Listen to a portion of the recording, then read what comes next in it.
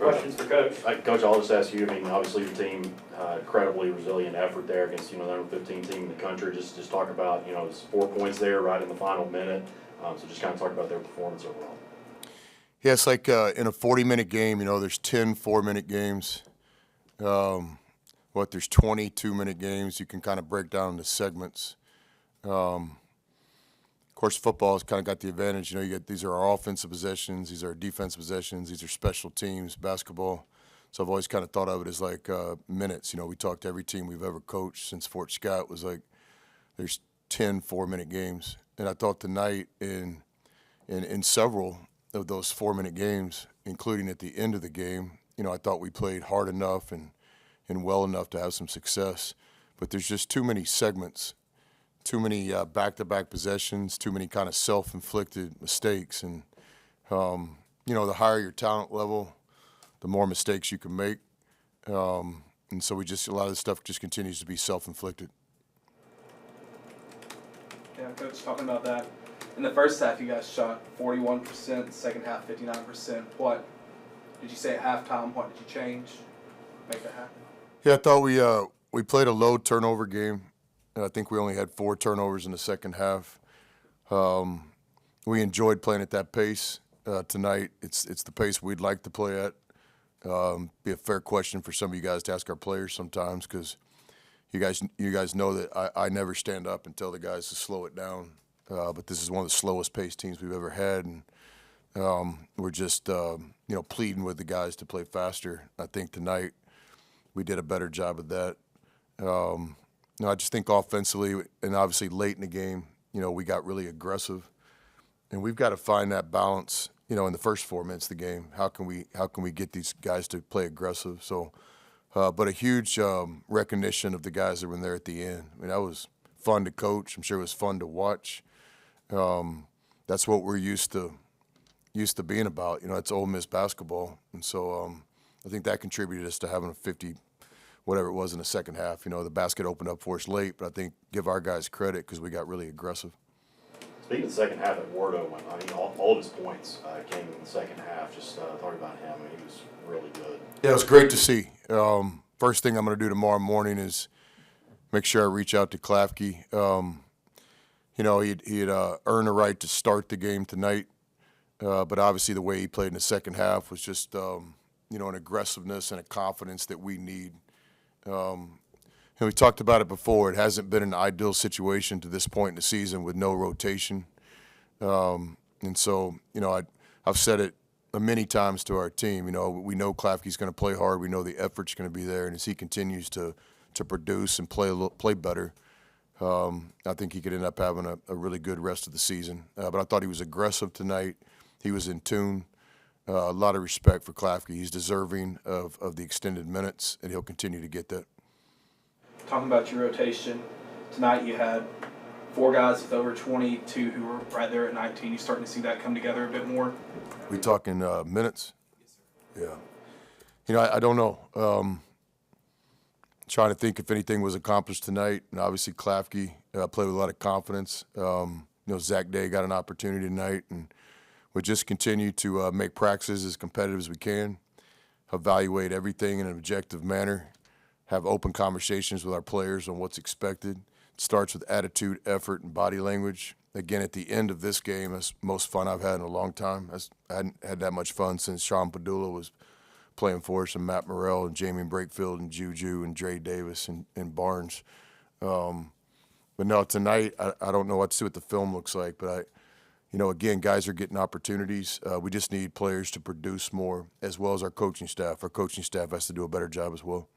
You guys finished with 19 assists tonight. Just, I guess, what did you like about your ball movement, and how do you feel like that got you guys back into the game that way? Yeah, I thought the ball was moving decent tonight. It wasn't sticking much. I think in our self-inflicted bad segments in the first half and second half, that's exactly what was happening. The ball was sticking a little bit. We only had 10 turnovers, but some of them were very untimely, and they seem to always result in Arkansas baskets on the other end. But it's been an emphasis in practice. We're trying to get the ball moving. We have to do it through screening and cutting and spacing. We don't have just a breakdown guy like an Acuff, like a Derrick Rose, like a Kyrie Irving. We don't have that kind of guy, so we have to do it through team basketball. And I think tonight, one of the positives in this good effort that we had tonight is I did think the ball moved, and it doesn't surprise me it was a high assist night. On the other side, Arkansas also had 19 assists. Just how difficult is it to guard a team that can move the ball around like that, but also drive as well as they do? Yeah, I mean, here's my take on Arkansas and Coach Cal. And, hopefully nobody sound bites it, but, it starts with really good coaching. But when you have the best players and you have all these pros, it's easy for people that don't understand the game to be like, well, he just has the best players. But he can coach, man. I mean, he's UMass, Memphis, help me out here, Kentucky, NBA stint, and now at Arkansas. Like, the common ingredient, yes, is the NBA talent, but it's also him. I think he puts his players in good positions. He develops teams. I thought last year's Arkansas coaching job was like National Coach of the Year worthy. You start 0-5 in the league, and then at the end of the year, you're one of the best teams in the country. So I think he's a really good coach, and I'm not trying to get an invite to his fantasy camp. I'm not trying to get a job. I'm just stating he can coach. But a lot of times people are gonna not maybe bring that up first because the players are so good. He's got really good players. This will be the last time his point guard ever plays in Oxford. He's got a poise about him and a demeanor. I watched him play on the circuit, and he was a young talent. Now he's like a stone-faced pro. His poise and his demand of the game is very, very impressive to me in film preparation and in practice. Tonight he gets damn near 30 points, 9 assists. He just controls the game. And then when we made our comeback late, where we really had a chance there, if Patton hits that three, that would have been fun. Who takes the game over? It's just him. And he gets downhill. He plays off of 2 feet. Brazil was the difference in the game tonight. I think he hit 4 threes. We certainly know he can shoot. It wasn't a disrespectful game plan. It was just a game plan that we can't stop everything, and he made us pay. If he goes 1 for 5 tonight, maybe I'm excited at the Waffle House here in a minute instead of sitting over there, thinking, woe is me. And then, they just get key contributions from other players as well. But tonight I thought the difference in the game was the pro point guard. And then Brazil had a great night shooting. And I didn't think, from my perspective, anybody had a D or an F game for Arkansas. Like, there were some good performances out there. Ultimately, for us, we're going to have to get into that mode. We get an A-zone game at Oklahoma from Patton. Klafke played with great courage, really well in the second half, as did some of our other guys, played well in segments. But, if you're going to win in this league, when the game's over, you have to look like, man, 3 or 4 guys played about as well as they could play tonight. That's the only way to win in this league. Any more questions for Coach? Coach, it's hard to ask, but even though you lost, there's some positives to draw from in this game. Do you think? Yeah, absolutely, I think. I've always thought that. We talked to guys a lot about the scoreboard is the measure, but it's not the measuring stick. Is our team getting better and we playing winning basketball? It's like an example. I say we got to have a culture around here where when the game's going on, if you see our bench, our enthusiasm, our togetherness, our connectivity, it shouldn't matter what the score is. And on our best teams, that's true.